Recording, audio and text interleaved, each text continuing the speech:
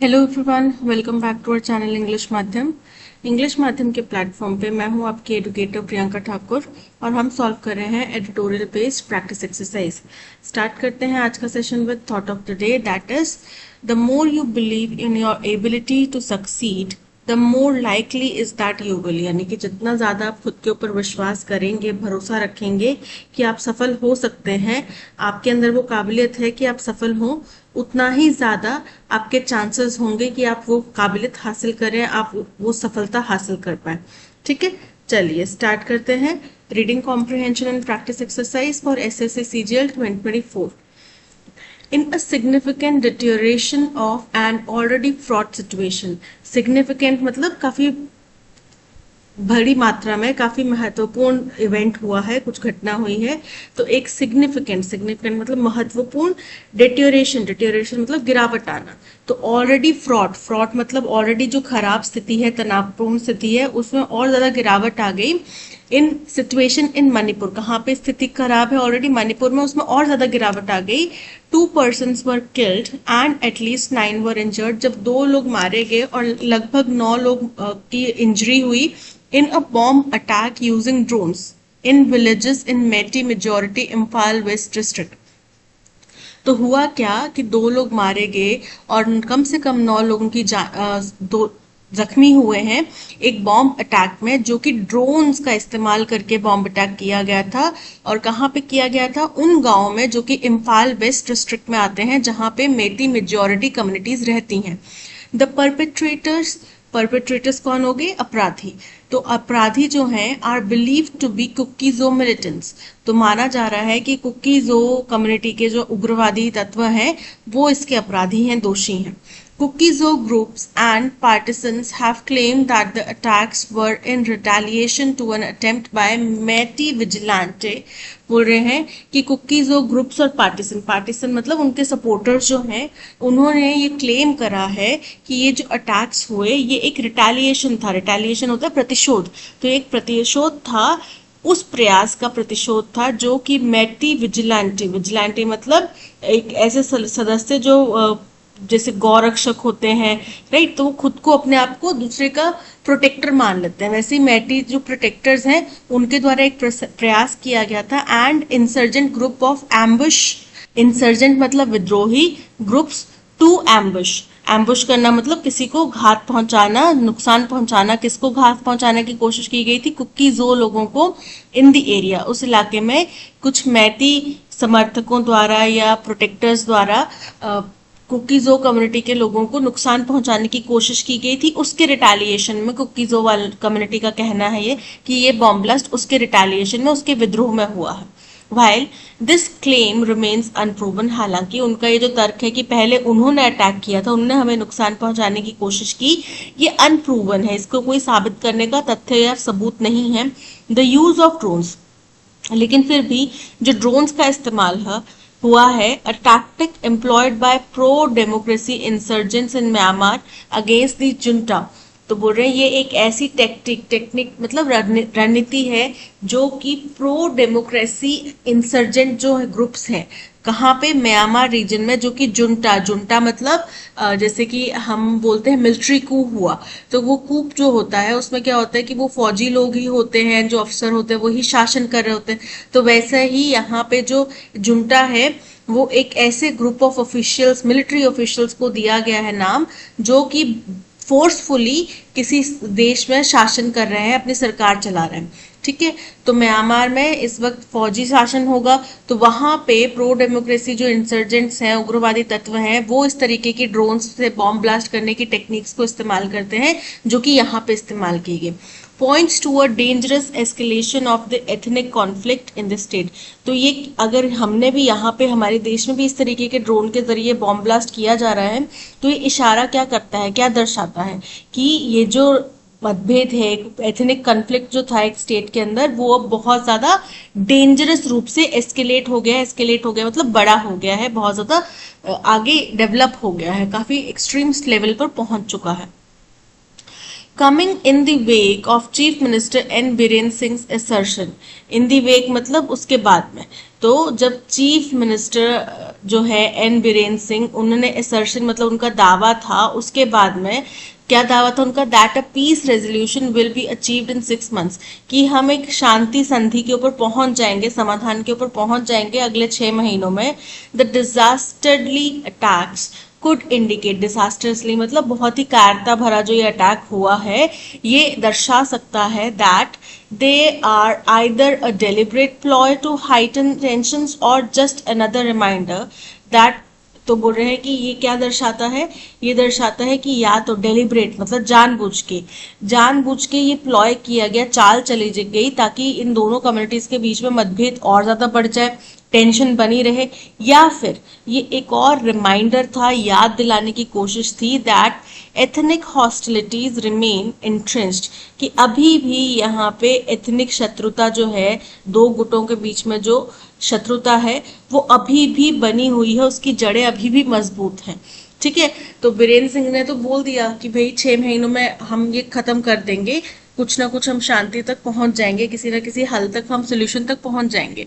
लेकिन जो ये अटैक हुआ, ये दो चीजों की तरफ इशारा करता है। या तो ऑप्शन ए है कि जानबूझ के मतभेद बनाए रखने के लिए, टेंशन बनी रहे इसका प्रयास किया गया, या फिर दूसरा ये हो सकता है कि आप ऊपर से तो बोल रहे हैं कि हम 6 महीनों में कर देंगे, लेकिन वो उनकी जड़ों तक अभी भी मतभेद जो है वो बना हुआ है।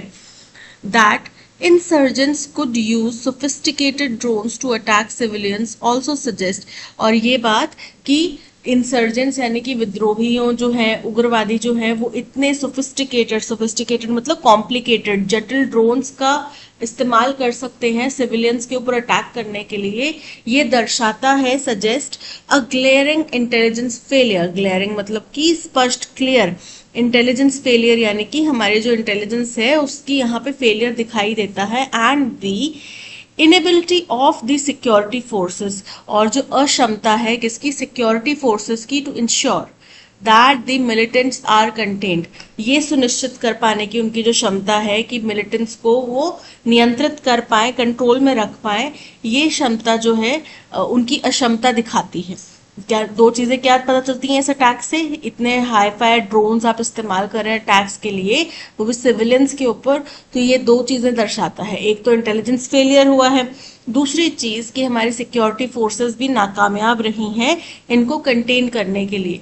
The government has ordered police combing operations but this will not be enough. सरकार ने पुलिस के जो खोजबीन वाले होते हैं, बोलते हैं ना पुलिस उनकी सर्च कर रही है, तो वैसे सर्च ऑपरेशंस चलाए हैं सरकार ने, उसका ऑर्डर दे दिया है, लेकिन ये पर्याप्त नहीं होगा, ये नाकाफी है। Unless there is a strong measure to disarm the various groups in the valley, जब तक कि स्ट्रॉन्ग कदम ना उठाए जाएं, डिसार्म करना मतलब उनको हथियार मुक्त करना, यानी कि उनके पास में हथियार नहीं होने चाहिए। जो अलग अलग ग्रुप्स हैं वैलीज में और हिल्स में, उन दोनों के बीच में, उन ग्रुप्स के पास में हथियार नहीं होने चाहिए। जब तक ऐसे कदम ना उठाए जाए तब तक ये जो सर्च ऑपरेशन हैं कोई मायने नहीं रखते।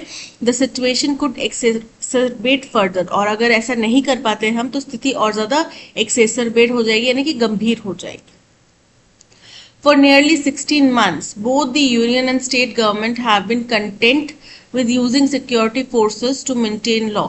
बोल रहे हैं लगभग 16 महीने हो गए हैं, दोनों ही केंद्र सरकार और स्टेट गवर्नमेंट दोनों ही क्या रहे, कंटेंट रहे मतलब आत्मसंतुष्ट रहे कि भाई हमने सिक्योरिटी फोर्सेस तैनात कर दी हैं, वहां पे लॉ एंड ऑर्डर सब चंगा है, कोई परेशानी वाली बात नहीं है, और कोई कमेंट या टिप्पणी भी नहीं कर रहे उस चीज के ऊपर कि क्या उनका प्लान है। To maintain law and order through the creation of buffer zones between the hills and the valley, और क्या किया गया, बफर जोन बनाया गया। बफर जोन एक ऐसा इलाका जो दो एरियाज को सेपरेट करता है ताकि कोई भी फाइट ना हो। ठीक है, तो ऐसा बफर जोन बना दिया गया, कहाँ कहाँ पे, वैली में और हिल्स में बना दिया गया, और इससे सरकार संतुष्ट होगी कि हमने तो देखो इतना काम कर दिया, अब हम और क्या कर सकते हैं। And for the political status क्यो टू रिमेन इंटैक्ट, और जो स्टेटस क्यो मतलब होता है जो वर्तमान स्थिति है वो जस की तस बनी हुई है। The repeated violence and the inability of both governments led the ruling Bharatiya Janata Party, led by the ruling Bharatiya Janata Party to work out any breakthrough. तो लगातार जो वायलेंस हो रहा है और जो अक्षमता रही है, दोनों ही सरकारें, जो स्टेट गवर्नमेंट है या सेंट्रल गवर्नमेंट है, दोनों पे बीजेपी का राज है, ठीक है। मणिपुर में इस वक्त बीजेपी की गवर्नमेंट है, तो ऐसा भी नहीं बोल सकते कि भाई वहां पे सरकार किसी और की है, वो हमारी बात नहीं सुन रहे। गवर्नमेंट दोनों तरफ एक ही है। तो बोल रहे हैं टू वर्क आउट कि वो क्या करते हैं, उनकी इनेबिलिटी, उनकी अक्षमता सामने आई है कि भाई वो कोई भी ब्रेक थ्रू मतलब कि कोई भी यहाँ पे सफलता हासिल करने में असफल रहे हैं। That will allow for even a dialogue between civil society representatives from these communities, जिसके तहत कोई भी ऐसी सफलता उनको मिल पाती जिसके तहत कि थोड़ी बातचीत भी स्टार्ट हो पाती जो इनके रिप्रेजेंटेटिव्स हैं दोनों ही कम्युनिटीज की तरफ से। तो ये दर्शाता है कि सरकार जो है असफल रही है। Suggest this policy is a failed one, और ये दर्शाता है कि उनकी जो पॉलिसी रही है वो भी विफल हो चुकी है। There is little doubt left any more that the hardening of ethnic identities among the Meitei and Kuki Zo communities is a consequence of the failure of the policies pursued by the union and state governments. बोले there is little doubt मतलब ऐसी कोई शंका वाली बात नहीं है, बहुत ही कम या थोड़ी सी शंका होगी इस बात में कि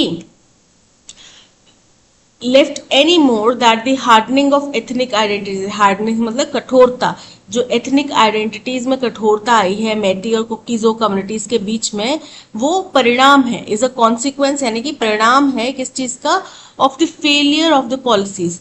जो पॉलिसीज परस्यू की जा रही हैं, लगाई जा रही हैं, किसके द्वारा, सरकार द्वारा, by union and state government, उन पॉलिसीज का विफलता यहाँ पे सामने आती है कि ये दोनों कम्युनिटीज के बीच में जो गुटबाजी है और जो इन दोनों कम्युनिटीज के बीच में जो तनाव है वो इतना ज्यादा गंभीर रूप ले चुका है कि ये किसकी विफलता हुई, सरकार और स्टेट गवर्नमेंट की और केंद्र की सरकार की। बोल रहे हैं neither prime minister Narendra Modi nor mister Singh, बोल रहे ना ही प्राइम मिनिस्टर नरेंद्र मोदी ना ही मिस्टर सिंह ने हैज चेंज्ड टैक्ट मतलब तरीका, ना इन दोनों में से किसी ने भी तरीका नहीं बदला अपना, since the setback faced by the BJP in 2024 general election, जो कि किसके बाद में 2024 में जनरल इलेक्शन में जो बीजेपी को सेटबैक यानी कि झटका लगा, उसके बावजूद ना ही प्राइम मिनिस्टर नरेंद्र मोदी ने ना ही यहाँ के सीएम मिस्टर बीरेन सिंह ने अपना कोई भी यहाँ पे स्टांस बदला, कोई तरीका अपना बदला।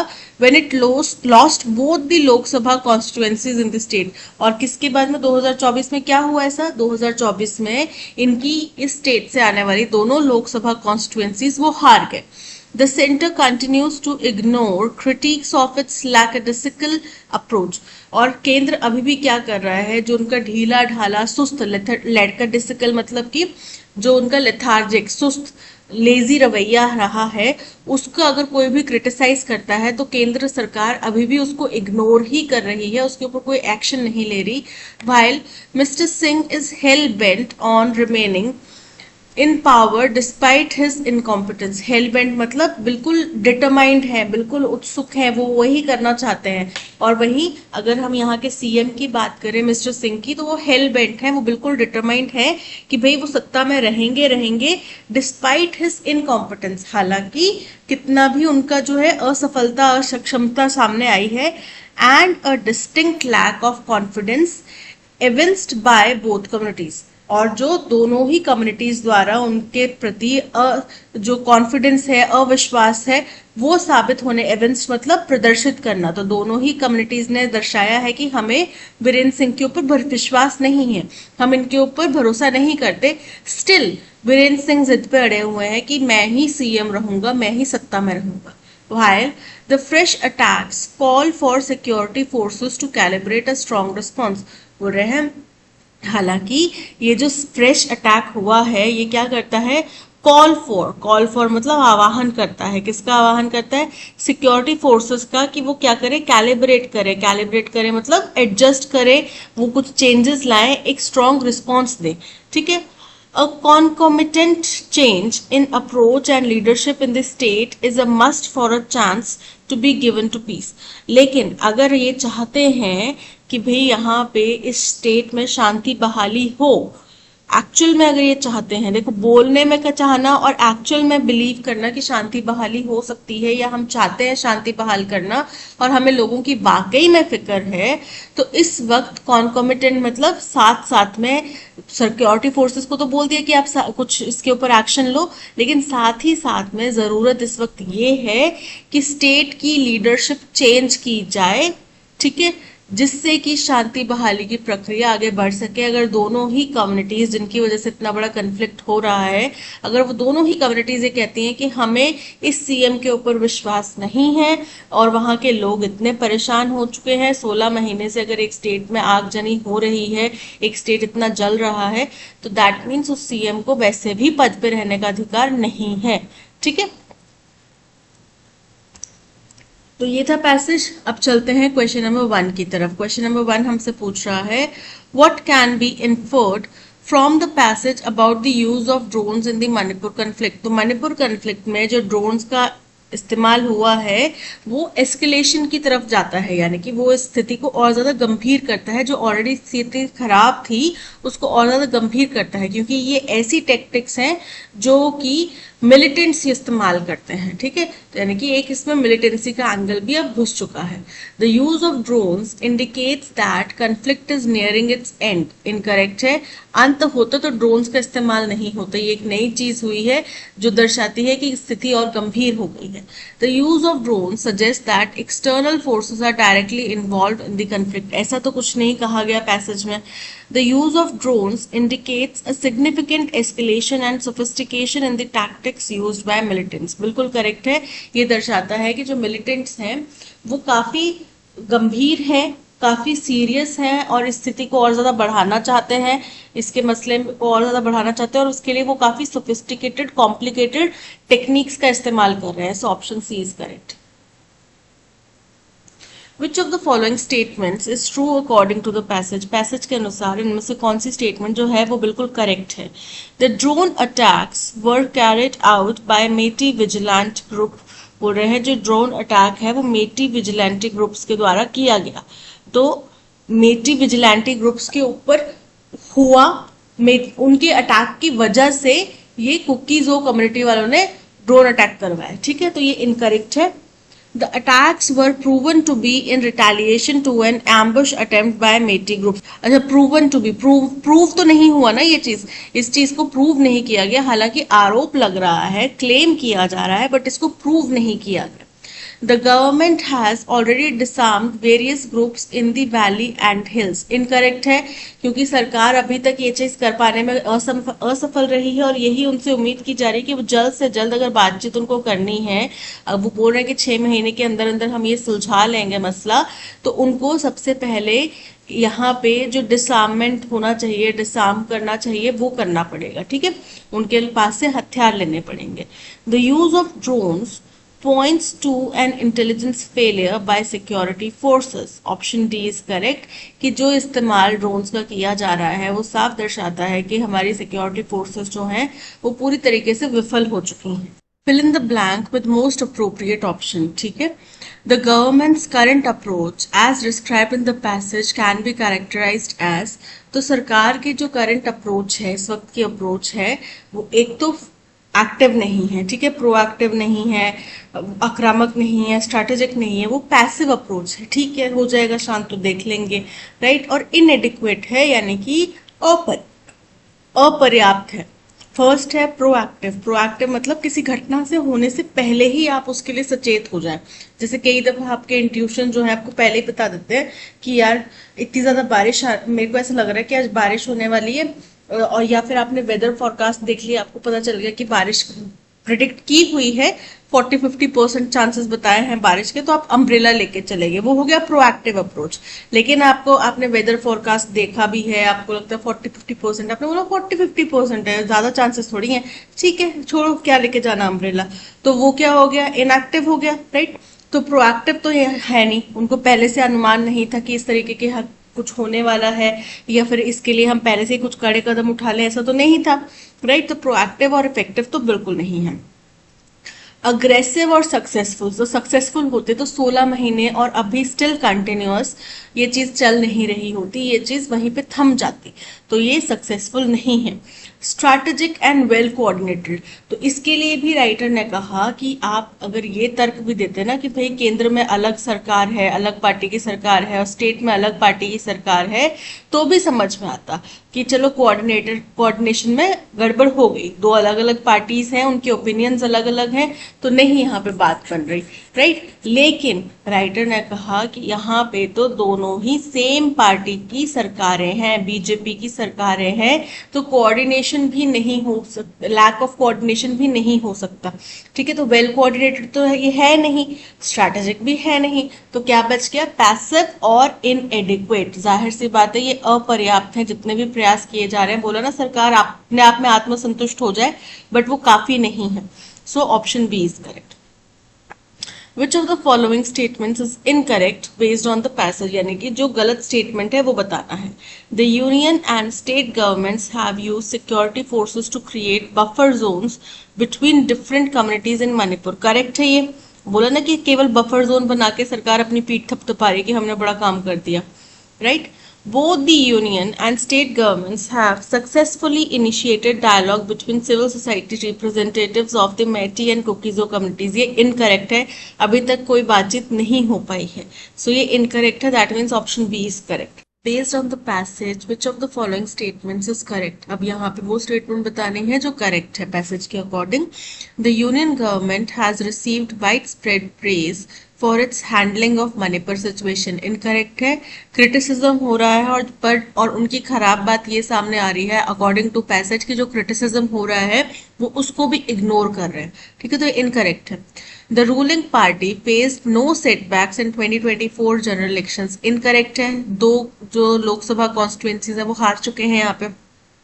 The drone attacks in Manipur call for both a strong response from security forces and a change in leadership. बिल्कुल करेक्ट है कि अगर इस तरीके का अटैक हो रहा है जिसमें इतनी ज्यादा हाईटेक चीजों का रिक्वायरमेंट पड़ रही है, दैट मीन्स और यूटिलाइजेशन हो रहा है, दैट मीन्स स्थिति एस्केलेट हो रही है और उसको अगर एस्केलेशन से बचाना है या फिर हम चाहते हैं कि इस तरीके के शरारती तत्व जो यहाँ पे बातचीत नहीं होने देना चाहते वो लोग इससे बाहर रहे, तो यहाँ पे सिक्योरिटी फोर्सेस को स्ट्रांगली रिस्पॉन्ड करना पड़ेगा। और अगर दोनों ही कम्युनिटीज जो यहाँ पे स्टेक होल्डर्स हैं, इंपॉर्टेंट स्टेक होल्डर्स हैं, वो दोनों ही कम्युनिटीज अगर सीएम के ऊपर विश्वास नहीं देख रहे तो सीएम को अब यहाँ पे अपनी सत्ता बचाने की बजाय जनता की भलाई सोचनी चाहिए, ठीक है। तो change of leadership is very much required, so option C is correct. Passive voice में कन्वर्ट करना है, she will clear the test tomorrow. She क्या है, हमारा सब्जेक्ट है, विल क्लियर हमारा वर्ब है, द टेस्ट हमारा ऑब्जेक्ट है, टुमारो, ठीक है, तो कल करेगी। तो क्या हो जाएगा, ऑब्जेक्ट पहले, the test will be cleared किसके द्वारा, बाय हर, टुमारो का बन जाएगा the next day. The test should be clear, किया जाना चाहिए, किया जाना चाहिए नहीं किया जा सकता है, किया जाएगा, तो इनकरेक्ट है। The test would be cleared by her tomorrow, tomorrow नहीं आएगा। द टेस्ट मस्ट बी करना ही पड़ेगा उसको, मस्ट बी नहीं आएगा। द कमिंग डे भी इनकरेक्ट है, यहाँ पे प्रीवियस डे था, ये भी इनकरेक्ट था। The test will be cleared by her the next day, option D is correct. Courageous मतलब बड़ा ही साहसी, बड़ा ही बहादुर। सिनोनिम क्या हो जाएगा, फर्स्ट है कावर्डली, कावर्डली मतलब डरपोक। गट्सी मतलब साहसी। टिमिड मतलब डरपोक। फियरफुल मतलब जो डरा हुआ हो, भयभीत हो। सो यहाँ पे option B gutsy is the correct synonym for courageous. Dash French was the most difficult language for Shruti, तो बी इन द एयर हवा में होना, ब्रेक इनटू कहीं पे दाखिल होना, जबरदस्ती जबरन दाखिल होना। बियर आउट मतलब कंफर्म करना किसी चीज को या किसी चीज की एक्यूरेसी या ट्रूथ को कंफर्म करना। और बाय फार जो है वो किसी भी चीज की गंभीरता को बताता है कि सबसे एक्सट्रीम जो इसके लिए है, ठीक है। तो by far French was the most difficult language for Shruti, यानी कि जितनी भी लैंग्वेजेस उसने पढ़ी उनमें से सबसे ज्यादा डिफिकल्ट उसके लिए कौन था, that means by far is the correct answer. The state और condition of not being in agreement, accordance और इन हार्मनी। कोई भी ऐसी स्थिति जहां पे आप किसी से मतभेद रखते हैं, उसकी बात से ताल्लुक नहीं रखते, आप उसकी बात से सहमत नहीं होते, तो उस स्थिति को कहा जाता है, फर्स्ट है डिप्लोमेसी। डिप्लोमेसी मतलब कूटनीति। तो वो राजनीति का एक टिपिकल मतलब राजनीति का एक टॉपिक है, जिसमें क्या होता है कि आप डायरेक्टली बंदे के साथ में रिश्ते खराब नहीं करने के बजाय, और आपको सपोज करो आपकी उसके पर्सनली आप उसको पसंद नहीं करते, लेकिन कूटनीति है कि भाई हमें उनकी जरूरत है, इस वक्त किसी व्यक्ति की, एबीसी कोई व्यक्ति है, उसकी आपको जरूरत है, आपके देश को जरूरत है, तो आप अपने पर्सनल ग्रजेस साइड में रखो और उनकी जरूरत है तो उसको उसके अकॉर्डिंग प्लीज। अब जाहिर सी बात है, आप उसको पसंद नहीं करते तो अगला बंदा भी जरूरी नहीं है कि आपको पसंद करता हो, लेकिन किसी तरीके से उनको मनाओ कैसे भी करके कि भाई उनका भी कुछ फायदा हो, हमारा भी फायदा हो, उसको डिप्लोमेसी बोलते हैं। लिक्विडिटी, लिक्विडिटी मतलब तरलता। अब इसमें भी दो तीन मीनिंग्स हो सकते हैं। एक तो लिक्विड जो हमारा पानी पीना और पानी जैसे जो तरल पदार्थ है वो होता है। दूसरा लिक्विडिटी होता है कि जब हम कोई एसेट है हमारे पास, जैसे घर है, अब मैं घर को बेचती हूँ तो घर को बेचूंगी तो मेरे पास में पैसा आएगा, वो क्या हो गया, मैंने अपनी एसेट बेच के लिक्विडिटी की तरफ चल गई, मैं अपनी एसेट बेच ली, ठीक है, तो वो हो गया लिक्विडिटी। कॉन्जेनियलिटी, कॉन्जेनियलिटी का मतलब होता है कि बहुत ही दोस्ताना मित्रतापूर्ण, और यहाँ पे अग्रीमेंट से विपरीत होना, तो इसको बोलते हैं इनकॉन्ग्रुएंस, यानी कि option D is correct. Rubina was in distress and guilt due to the loss she incurred to her company. Rubina बड़ी ही दुखी थी, बड़ी ही ग्लानि में थी, क्योंकि उसने जो कंपनी को नुकसान करवाया था उसकी वजह से। So she could not accept the bonus with relish at the end of the month. इसलिए जो अंत में, साल के महीने के अंत में जो बोनस दिया गया, उसको वो बड़ी relish मतलब आनंद लेके खुशी के साथ में एक्सेप्ट नहीं कर पा रही थी। एंटोनिम बताना है वर्ड रू का। रू का मतलब होता है पछताना किसी चीज के लिए, ठीक है। लॉस, लॉस मतलब किसी चीज का नुकसान। डिस्ट्रेस, डिस्ट्रेस मतलब किसी चीज का कष्ट। गिल्ट मतलब अपराध बोध। और रेलिश मतलब एंजॉय करना। तो एंटोनिम क्या हो गया, एंजॉय करना। एक तो आप किसी गिल्ट में हो, आप किसी चीज को एंजॉय नहीं कर पा रहे, आप पछतावे में हो, और दूसरा है दूसरी तरफ आप एंजॉय कर रहे हैं। सो ऑप्शन डी रेलिशस करेंगे। He said, I can speak 3 languages fluently. अब रिपोर्टेड या इनडायरेक्ट स्पीच में आपने बताना है, तो अब क्या बोलेंगे, he said that he could, can का क्या बन जाएगा, could, he could speak 3 languages fluently. He said that he could speak 3 languages fluently. Option A is correct. Incorrectly spelled word बताना है। पायनियर, पायनियर मतलब किसी भी पर्टिकुलर फील्ड में जो दिग्गज होता है, जो बहुत ज्यादा एक्सपीरियंस व्यक्ति होता है, उसको बोलते हैं पायनियर। ये एक्टिंग के पायनियर है। अमिताभ बच्चन एक्टिंग की फील्ड के पायनियर है, मतलब कि वो बहुत दिग्गज हैं, बहुत एक्सपीरियंस्ड हैं। फिनोमिनन, फिनोमिनन मतलब कोई भी स्थिति, कोई भी चीज, जो घटना कुछ हुई है, उसको बोलते हैं फिनोमिनन। एंथुजियास्टिक, एंथुजियास्टिक मतलब बड़ा ही उत्सुक, बड़ा ही उत्साही, और इसकी स्पेलिंग इनकरेक्ट है। क्या होते हैं एंथुजियास्टिक के spelling, ENTHUSIASTIC, enthusiastic. So option C is correct. और लिक्विडिटी, लिक्विडिटी अभी आपसे बात करी थी, क्या होता है, दो मीनिंग होते हैं। एक तो जो तरल पदार्थ होता है वो, और एक आपने कोई भी अपनी एसेट को बेच के जो मनी उसके एवज में लिया है, वो हो गया liquidity. So option C enthusiastic के spelling are incorrect. So option C is correct. On this auspicious Monday, auspicious का मतलब होता है बड़ा ही कोई शुभ पर्व, तो इस शुभ सोमवार को चिल्ड एंड शडरिंग, शडरिंग यहाँ पे जो है स्पेलिंग इनकरेक्ट है। शडरिंग के स्पेलिंग होते हैं SHUDDERING, जिसका मतलब होता है कांपना, चिलचिला देने वाला। तो ये जो मंडे था बड़ा शुभ था, हालांकि बड़ा ही ठंडा था, चिलचिला देने वाला था, in spite of astrologers assurance, और जिसमें कि उनको क्या मिला था, एस्ट्रोलॉजर का आश्वासन मिला था। He was glad to return to the shelter of canvas awnings on bamboo sticks. तो फिर भी वो उस कैनवस, कैनवस जो होता है कपड़ा होता है, जो तरपाल बोलते हैं ना, तरपाल का कपड़ा, वो जो बैम्बू स्टेक्स के ऊपर लगा हुआ था, उसकी छाया में पहुंच के वो बड़ा ही खुश हुआ, बड़ा ही ग्लैड, अच्छा संतुष्ट फील कर रहा था, ठीक है। तो अब यहाँ पे इनकरेक्टली स्पेल्ड वर्ड पता चली गया, शडरिंग की स्पेलिंग इनकरेक्ट है, स्टेक्स करेक्ट है, एश्योरेंस करेक्ट है, shuddering option C is correct. Pixar's feature length releases, feature length मतलब फीचर फिल्म्स जो होती हैं, लंबी फिल्म जो होती हैं, तो उनकी बात कर रहे हैं कि पिक्सार जो है, आपको पता है डिज्नी और पिक्सार मिक्सअप हो गए हैं, तो डिज्नी पिक्सार बन गया है। पिक्सार एक अलग स्टूडियो हुआ करता था, जैसे कि हिंदुस्तान में यशराज बैनर्स के तले फिल्म बन रही है, रेड चिलीज के तले फिल्म बन रही है, तो वैसे ही पिक्सार भी एक बैनर था जिसके जो फिल्म प्रोडक्शंस होती हैं वो करता था।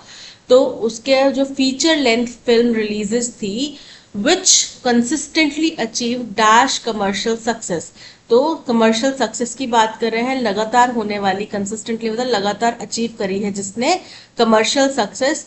वर lauded not only for their visual innovation, उनकी प्रशंसा हुई ना केवल उनके विजुअल इनोवेशंस के लिए, यानी कि जो उनने सिनेमेटोग्राफी कुछ नई टेक्निक्स डेवलप करी होंगी या कुछ अच्छा क्रिएटिविटी दिखाई होगी, ना केवल उसके लिए उनकी प्रशंसा हुई, बल्कि for their intelligent and emotional story telling, जो उनका बड़ा ही इंटेलिजेंट और कनेक्ट बिठा सकने वाला, इमोशंस को कनेक्ट करने वाला स्टोरी टेलिंग फॉर्मेट है, इन दोनों के लिए उनको बड़ी प्रशंसा मिली। ठीक है, तो यहाँ पे ब्लैंक में क्या आएगा, अचीव्ड एग्रीगेट, एग्रीगेट मतलब एवरेज। ठीक है, तो एवरेज सक्सेस तो नहीं मिली उनको, वर्ल्ड वाइड, वर्ल्ड वाइड मतलब दुनिया भर में उनको कमर्शियल सक्सेस मिली, so option B is correct. Planetary, planetary मतलब किसी प्लैनेट से जुड़ा, और वर्ल्डली, वर्ल्डली मतलब जो दुनिया के मूलभूत चीजें हैं उनकी बात कर रहे हैं, so option B world wide is correct. I am dash until my family arrives from their holiday. I cannot wait to see them. तो अब आप क्या बोल रहे हैं कि मैं अपनी फैमिली जब तक हॉलीडे से नहीं आ जाती तब तक के लिए कुछ कर रहा हूँ। ठीक है, यहाँ पे कुछ कार्य है जो वो कर रहे हैं, मैं अब वेट नहीं कर पा रहा अपनी फैमिली को देखने के लिए। लूजिंग ग्राउंड, लूजिंग ग्राउंड मतलब कि आप बिल्कुल हारने वाली स्थिति में हो जाएंगे, आप दो किसी कंपटीशन में है या किसी मतभेद में है, तो आपकी अब हारने वाली स्थिति हो गई है, losing ground. Bearing the gift of gap, bearing the gift of gap का मतलब होता है कि बहुत आत्मविश्वास के साथ में बोलने वाला। गिफ्ट ऑफ गैप मतलब जिसके पास में वाक्पटुता है, बहुत ही कौशल है, भाषण का, अभिभाषण का, अभिव्यक्ति का कौशल है। Getting myself into a mess, खुद को परेशानी में डालना, किसी कठिन परिस्थिति में डालना। काउंटिंग डाउन द डेज मतलब कि दिन गिनना, उत्सुकता से किसी चीज की प्रतीक्षा करना। दिन गिनना का मतलब क्या हो गया कि आप किसी चीज के लिए बड़े एक्साइटेड हैं, राइट। तो अभी कई सारे इंस्टाग्राम और यूट्यूब पे शॉर्ट्स या इंस्टाग्राम रील्स भी आते हैं जिनमें लड़कियां कुछ ना कुछ तैयारी करते हुए दिखाती हैं कि 3 days to go, 4 days to go since their wedding. तो जब तक उनकी वेडिंग होनी है उसमें 4 दिन बाकी हैं, 5 दिन, वो क्या करे, काउंटिंग डाउन द डेज, यानी कि वो बड़े उत्सुक है, एक्साइटेड है। So option D is correct. Jargon, jargon का मतलब होता है शब्दों का जाल, शब्दों का बहुत बड़ा झोल। तो उसका सिनोनिम क्या हो जाएगा, फर्स्ट है म्यूजिक, म्यूजिक मतलब संगीत, तो इसका तो शब्दों के जाल से लेना देना नहीं है। टर्मिनोलॉजी, टर्मिनोलॉजी मतलब कि कुछ शब्दावली, तो शब्दावली जो है वो शब्दों से जुड़ी हुई है। ऑटोमोबाइल, ऑटोमोबाइल मतलब वाहन, और ऐसे, ऐसे मतलब निबंध, तो यहाँ पे option B terminology is correct. Brave, brave का मतलब होता है बहादुर, साहसी। एंटोनिम क्या हो जाएगा, डरपोक, फर्स्ट है कावर्ड, कावर्ड मतलब डरपोक। फूलिश मतलब मूर्ख। करेजियस मतलब बहादुर। शैलो मतलब उथला, यानी कि कोई ऐसा व्यक्ति जिसके कुछ मॉरल वैल्यूज नहीं है, बड़ा ही बिन पैंदी का लोटा है, जहां पे स्वार्थ होगा वहीं हो जाएगा। सो option a coward is the correct antonym for brave. Someone who does not care about rules, कोई ऐसा व्यक्ति जो ज्यादा नियम कायदे कानूनों के बारे में परवाह नहीं करता। फर्स्ट है वैम्पायर, तो वैम्पायर तो पिशाच होता है, राइट। वो ऐसा व्यक्ति तो है नहीं जो नियम कायदे कानूनों की परवाह नहीं करता। नॉन कन्फर्मिस्ट, नॉन कन्फर्मिस्ट मतलब ऐसा व्यक्ति जो ज्यादा नियमों वगैरह की परवाह नहीं करता। इलेजिटिमेट, इलेजिटिमेट मतलब अवैध। और टायरेंट, टायरेंट का मतलब होता है तानाशाह, तो यहाँ पे option B non conformist is correct. Stunning, अब किसी लड़की को कॉम्प्लीमेंट देंगे, यू लुक स्टनिंग टुडे मतलब कि वो बहुत सुंदर लग रही है, राइट। तो सिनोनिम क्या हो जाएगा, अगली, अगली तो मतलब बहुत खराब लग रही है, बेकार लग रही है। हिडियस, हिडियस मतलब कि ऐसा व्यक्ति जो, जिसको आप मतलब बड़ा ही घिनौना, आप देखना नहीं चाहते, वो क्या हिडियस। प्लेन, प्लेन मतलब नॉर्मल, साधारण सा, राइट। और गॉर्जियस, गॉर्जियस मतलब बेहद खूबसूरत, तो stunning means gorgeous, option D is correct. Resemblance, misspelled word बताना है, रिजेम्बलेंस के स्पेलिंग बिल्कुल करेक्ट है। रिजेम्बलेंस का मतलब होता है किसी की तरह दिखना, किसी की तरह होना, राइट, दैट वो बिल्कुल शी रिजेम्बल्स हर मदर, मतलब वो बिल्कुल अपनी माँ की तरह दिखती है। Her looks are exact replica of her mother, she resembles exactly her mother's eyes, यानी कि उसकी आंखें बिल्कुल उसकी माँ की आंखों की तरह हैं। रिटेन, रिटेन मतलब किसी चीज को बरकरार रखना। रिफ्रेन, रिफ्रेन मतलब किसी चीज से करने से बचना। और रेस्टोरेंट, रेस्टोरेंट की स्पेलिंग इनकरेक्ट है, RESTAURANT, रेस्टोरेंट, ठीक है। इसका मतलब होता है कोई खाने पीने की जगह आप जाते हैं ना, वो खाना खाने जाते हैं, डिनर करने जाते हैं, कभी फ्रेंड्स के साथ चले गए पार्टी वार्टी, बर्थडे एंजॉय करने, वो क्या है, रेस्टोरेंट्स हैं। So option D is correct. One of the biggest pivots in this budget speech, केंद्र बिंदु जो इस पिवट मतलब केंद्र बिंदु इस बजट स्पीच का रहा, dash a shift in the stand on employment, जो एम्प्लॉयमेंट के ऊपर जो ओपिनियन रहा है उसमें जो परिवर्तन आया है, and the sharply higher frequency of mentions it received, और जितनी ज्यादा बार इसका जिक्र हुआ है इस बजट स्पीच में वो इसका केंद्र रहा, ठीक है। Employment was the central theme of the budget, इस बजट की मुख्य थीम जो था वो एम्प्लॉयमेंट रहा। that placed the Prime Minister's package to facilitate jobs and skills on top of its list of soothing promises. तो क्या किया जा रहा है, प्राइम मिनिस्टर का जो पैकेज दिया, एक प्राइम मिनिस्टर पैकेज दिया गया जॉब्स को फैसिलिटेट करने के लिए, जॉब्स मिलवाने के लिए, स्किल्स के लिए, और ये जो उनके वादे किए गए थे उनको फुलफिल करने में सबसे टॉप लिस्ट में जो जो वादे उन्होंने पूरे करने हैं या जो जो वादे उन्होंने किए हैं उनमें सबसे टॉप प्रायोरिटी पे ये है क्या चीज, एम्प्लॉयमेंट का बजट जो रहा। The dash 2 lakh crore package seeks to help 4.1 crore youth, जो 2 लाख का पैकेज, 2 लाख करोड़ का पैकेज दिया जाएगा, उससे 4.1 करोड़ युवाओं की सहायता होगी ओवर 5 years, 5 साल के लिए, with 3 employment link incentive schemes, और जिसमें कि 3 एम्प्लॉयमेंट से जुड़ी हुई इंसेंटिव स्कीम्स भी शामिल हैं। 2 of which dash hiring of fresh entrants in the job market, जिनमें से 2 क्या क्या हैं, सबसे पहला तो है कि हायरिंग ऑफ फ्रेश एंट्रेंस, जो न्यू फ्रेशर्स होते हैं उनको आपने जॉब मार्केट में हायर करना है एटलीस्ट 1 year के लिए विद सब्सिडीज, जिसमें कि उनको सब्सिडीज भी दी जाएंगी। While a third attempt to incentivise companies, और ये तीसरा प्रयास है कंपनीज को इंसेंटिव्स देने का, to dash hiring beyond their previous years worker count, जिसमें कि वो क्या करें, पिछले साल मान लो उन्होंने 100 लोगों को हायर किया तो इस साल वो उससे ज्यादा हायर करें, यानी कि जो भी इस साल हायरिंग होगी वो 100 से ज्यादा की होनी चाहिए, ठीक है। To dash between skill sets and available job roles, to differentiate हो सकता है, टू कोऑर्डिनेट हो सकता है कि स्किल सेट्स और जॉब रोल्स के बीच में कुछ करने के लिए। A spruce up of 1000 industrial training institutions, मतलब स्प्रूस अप मतलब बढ़ोतरी हुई है 1000 इंडस्ट्रियल ट्रेनिंग इंस्टीट्यूट्स की, with courses design in tandem with industry has been promised, तो बोल रहे हैं और इसमें कोर्सेज ऐसे डिजाइन किए जाने की बात की जा रही है जो इंडस्ट्री के साथ में तालमेल खाएंगी, along with an ambitious internship program for 1 crore youth in 500 top companies, और जिसमें एक और भी इनका महत्वाकांक्षी प्रोग्राम है इंटर्नशिप का, जिसमें कि 1 करोड़ युवाओं को 500 टॉप कंपनीज में इंटर्नशिप करने का मौका मिलेगा। In this budget, one of the biggest pivots in this budget speech dash a shift in the stance, has a shift, तो has मतलब कुछ चीज होना, ठीक है, यहाँ पे होने की बात नहीं करी है। have been एक है, one है, तो one तो have नहीं आएगा ना, have तो प्लूरल बताता है, has been, option C is correct. one of the biggest pivots in this budget speech has been a shift in stance.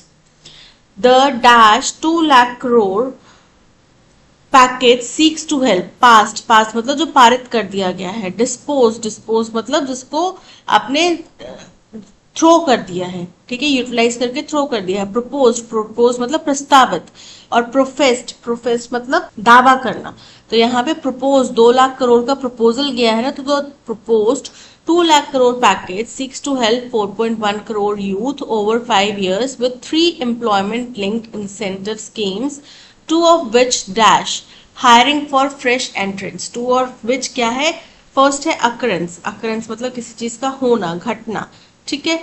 Encourage, encourage मतलब प्रोत्साहन।